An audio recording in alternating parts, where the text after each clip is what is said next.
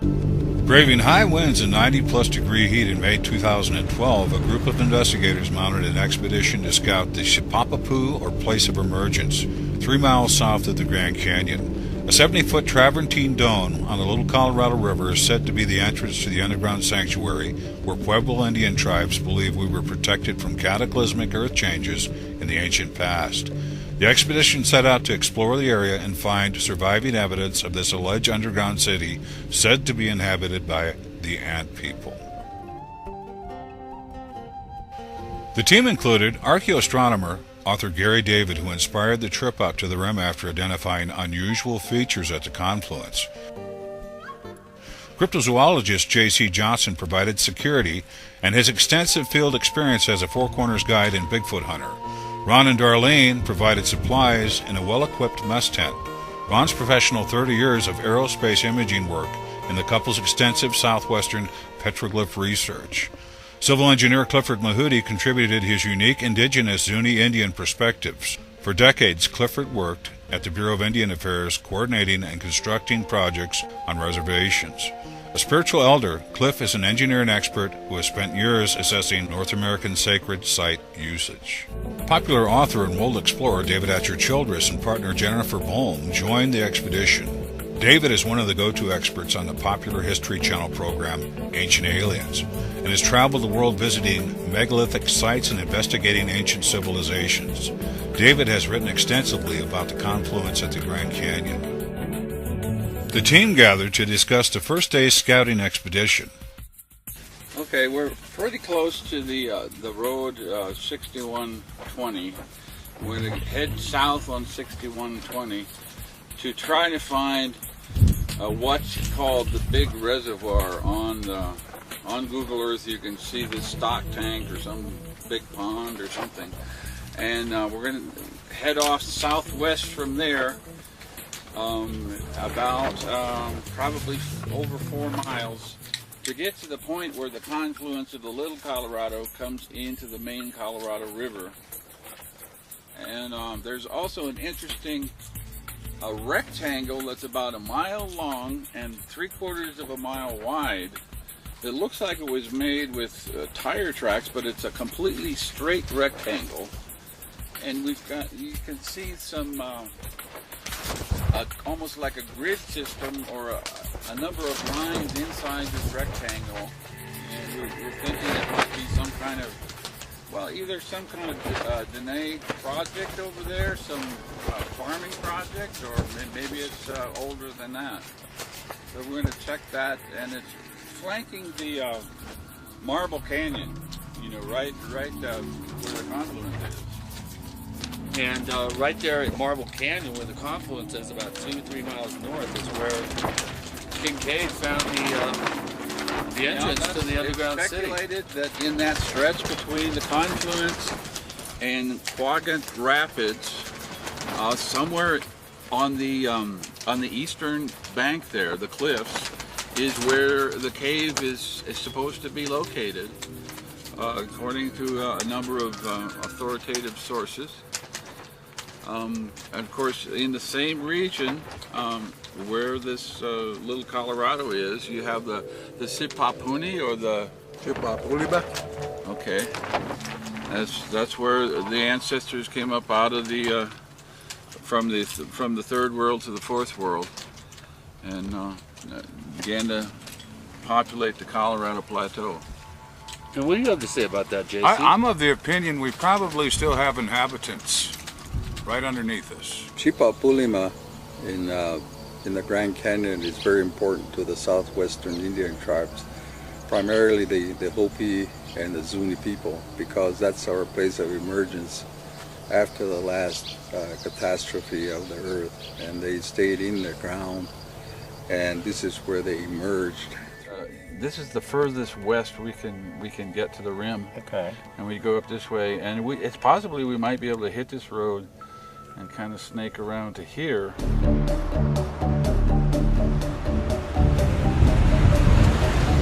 We're looking for a place on the Google Earth called Big Reservoir, and we think it's over to our left here. That's where the cows are flocking anyway. And the degrees are 36 degrees, 19 minutes north, and 111 degrees and 39 minutes west.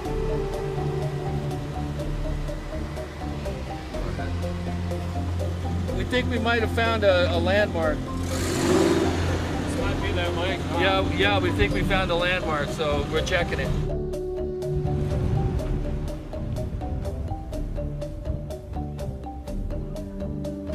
We're gonna go right now over to this other weird structure that we've seen off the road. We identified it too on the Google map. Could be the remains of some old building. Just over here a little bit.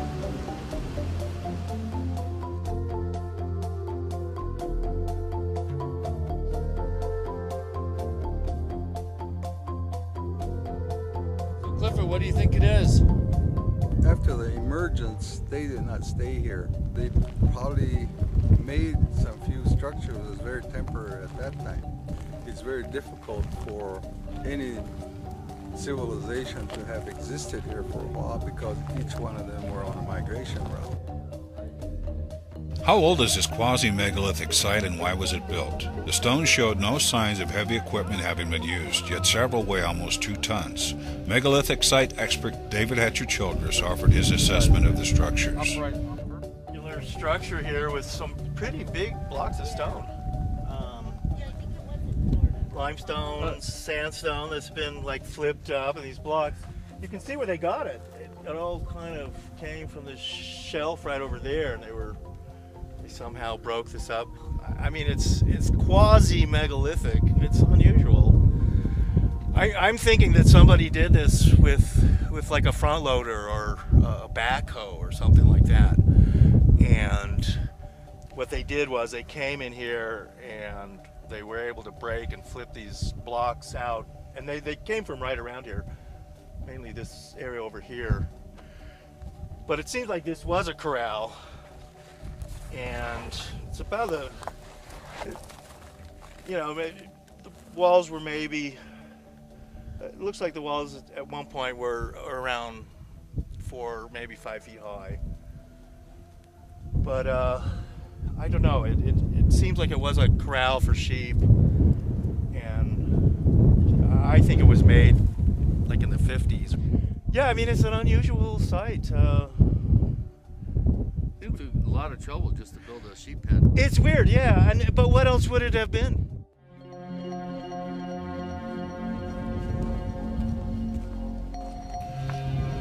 Arriving at the point jutting over the confluence, the team scouted the area and marveled at the scenic beauty. This is undoubtedly one of the planet's most majestic sites and would make a perfect place for an underground earth-change shelter. Does it exist? If so, does the government know about the alleged underground complex? There are indications that the military has already developed the Defense Underground Mapping Satellite Tracking and Ranging System called Dumpster. This is a series of 100 satellites used for mapping underground topology to a depth of 5,000 feet. The team mapped the area and documented the otherworldly beauty of the confluence.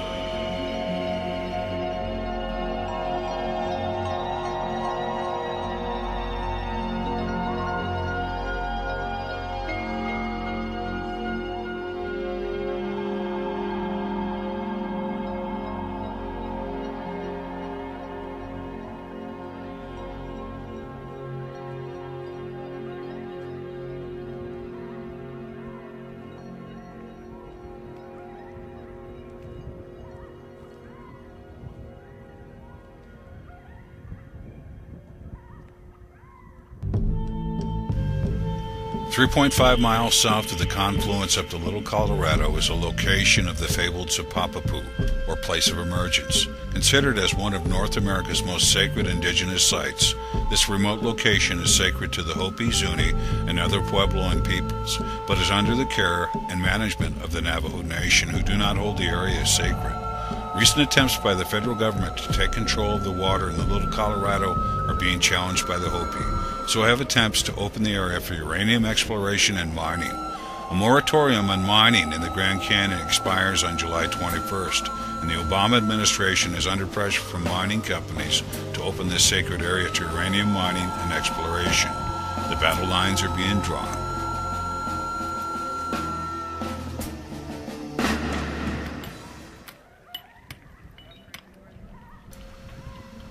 Meanwhile, the millions of tourists who flock to the developed south rim of the Grand Canyon are completely unaware of the importance of the confluence area to native peoples. What would they say if they knew the United States government may decide to allow mining for uranium, or that the government is attempting to steal life-giving water in the Little Colorado?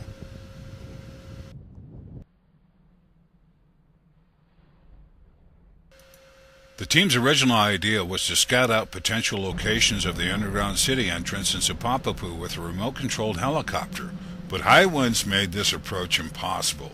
The team, however, has zeroed in on the approximate location of the entrance below. So what we're thinking here is that Kincaid's cave, with the so-called Egyptian and Buddhist artifacts, is right along this stretch of the Colorado, right here, just a few miles north of where the Little Colorado River meets the Great Colorado. And he was coming down and doing work for the Smithsonian. He wasn't directly employed, but doing work for them, kind of like a contract worker.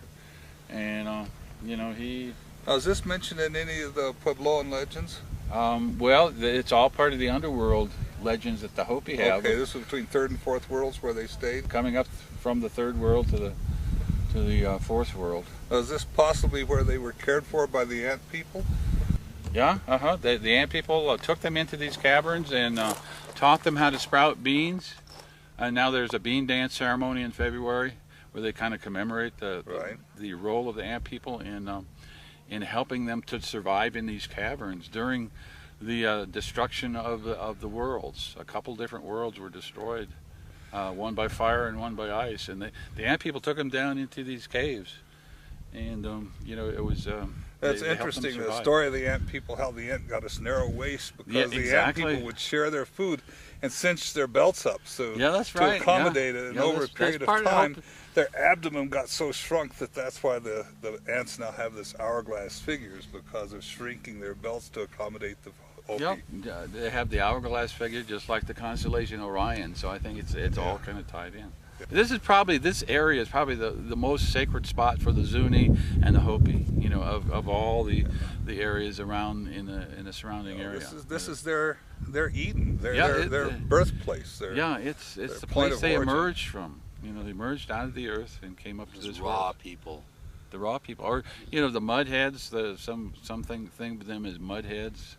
And they still have these mudhead kachinas that dance in the plaza. No, it's possible then that where we walk right now is where Masao was walking, and they could hear his footprints on the ceiling of the cave above them before they emerged. Well, there's supposed to be a cave further down here. It's Masao's cave.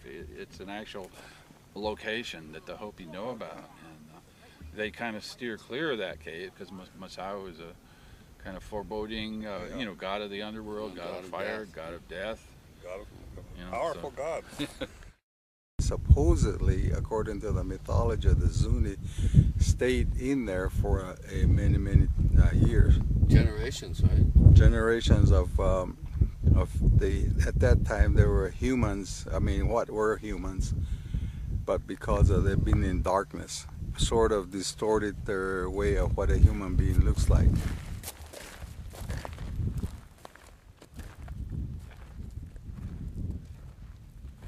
Yeah, this is the reason why I came here. You know, found this on Google Earth, a rectangle that's a mile this way, and then 3/4 of a mile going that way, and it's a perfect rectangle.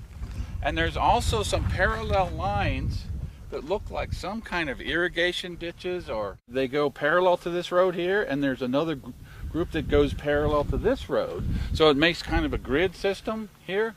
And it might be part of the Dene or Navajo project irrigation.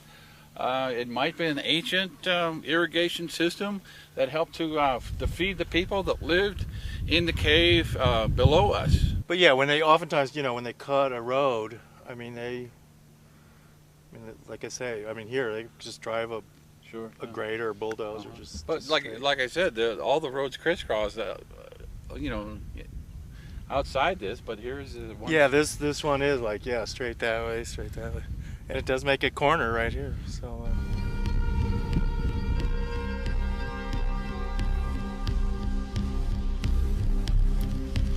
With so much being made of December 21st, 2012, end of the Mayan calendar, will this coming time period feature catastrophic Earth changes as some of the media would want us to believe? Is this the prophesized end of the Fourth World and the prelude to what the Hopi refer to as Kawanasquatsi, or the time of corruption and chaos? We asked Clifford Mahudi to explain how the Zuni interpret this emerging period in history and to give voice to Zuni concerns for humanity. There will be certain events that will occur. First of all would be the Mother Earth itself going through the different catastrophes. One of them is the flood, one of them is the wind, earthquakes, and also what will cause that. I mean, the result of that will be people will become in a way of not understanding what is really going on because of the deviation from the protocols that were given by the Creator or the Creator's helpers at that time. And this is where the Star People connection comes into play. Connection is here. You think Clifford was it worth coming out here? Oh yes, absolutely. Yeah, this is really something, huh? The connection is here. Yeah. The connection has been made. It's one of the most beautiful sights I've ever seen. I've been to this canyon almost 200 times, and this rivals above and beyond anything I've ever seen. It's so immediate; you can reach out and touch it. Usually, the canyon keeps you at arm's length. You know, if you're on the south and north rim, this keeps you at arm's length. Yeah, now, but that's a tourist trap over there. Yeah, exactly. No tourists being trapped over here. You want to try to get out to that point? And then look down on and see if we can see the Sipapu from there. Yeah, let's go over there. The road goes over there. Yeah, you want to do it? Yeah. Try to get over out here on this point. This is the second point, I think, right, Gary? Or is that it? I think this is the second point, and that's the first one I saw.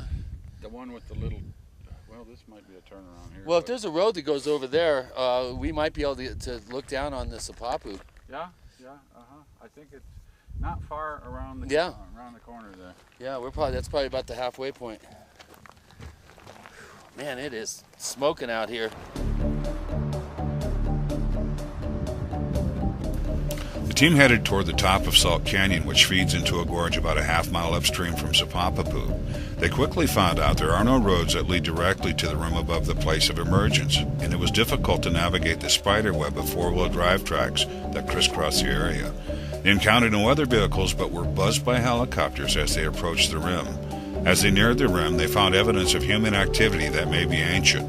On small hilltops, they discovered piled rock cairns that may have been used as lookout locations at some point, but the area was devoid of any dwellings, campsites, or signs of permanent activity.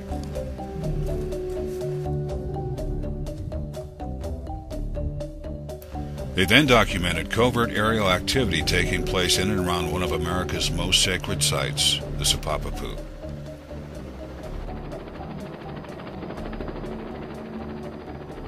The team videotaped 5 pickup trucks and a semi parked at the end of the road 6120 at the head of Salt Canyon. This location appeared to be the staging area for helicopter flights carrying large loads down Salt Canyon into the Little Colorado Gorge. This is a no-fly zone. The team had been buzzed by one chopper earlier, and subsequent appeared to be following a new flight path that better hid the craft from our observation point. Had the team stumbled upon some kind of illegal activity, or something even more sinister?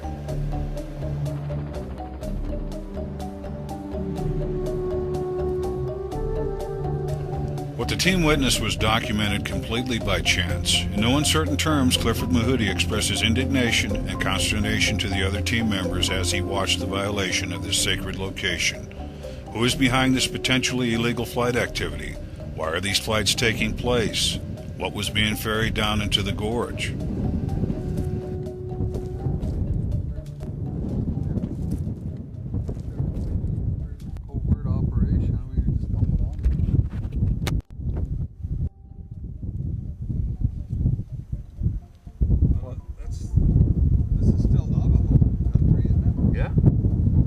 Navajo reservation.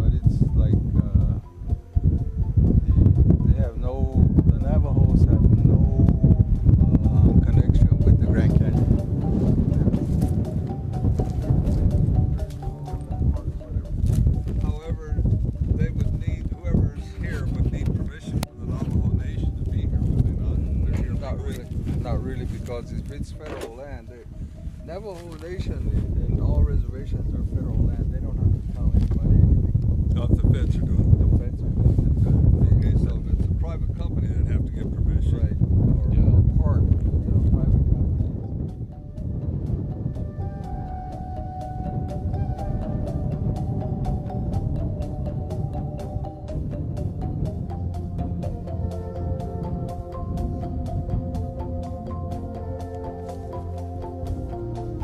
Okay, we're seeing some really unusual helicopter activity that seems to be flying from that dead end. They're flying loads low to the ground down into the Little Colorado River Gorge. What do you guys think that they could be up to? No good.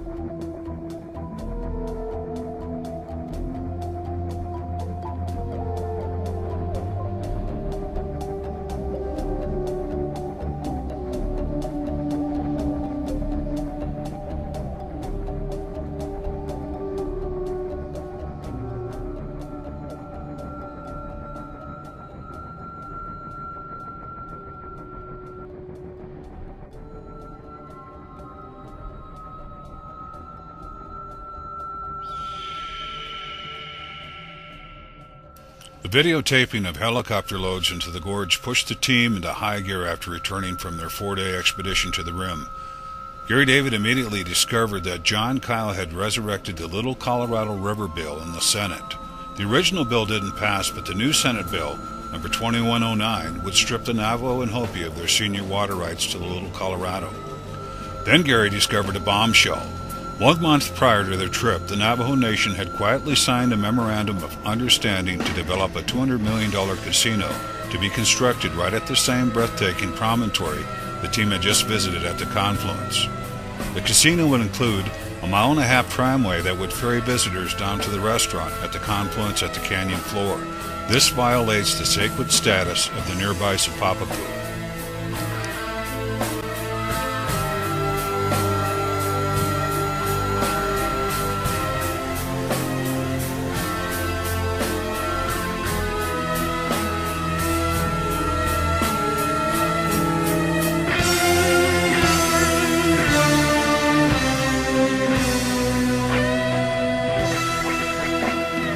Further research has exposed the principles involved in this ill-conceived project and the utter disregard shown with respect to Hopi and Zuni involvement. Indian casinos are an important revenue source for Native American tribes, but isn't this going too far? Or could this project be a smokescreen for something far more important? Could it be the government and power elite are preparing this alleged underground city as an escape pod for Y2012K? Are the Star People somehow involved? Often there is more going on than meets the eye. The team will keep you updated as of to developments. Info on who to contact to inquire about the activity will be provided at the conclusion of this video.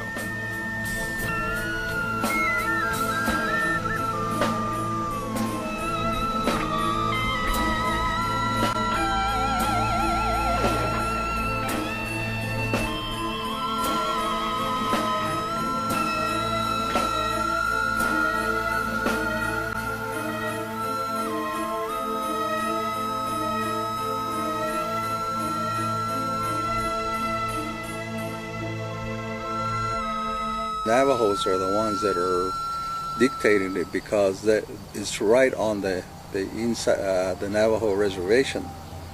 But in order to go through a thorough analysis of it, the other tribes have to be included. In this case, the nearest ones are the Hopi and the Zuni people.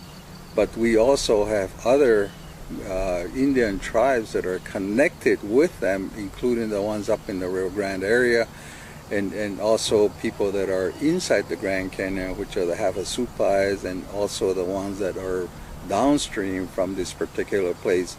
The Sipapu site is referenced by many Indian tribes as a holy place. So for the Navajo to exclusively say that we're going to allow this to happen, they have to follow the regulations under EPA during the environmental assessment side before and they have to be approved by those individual tribes.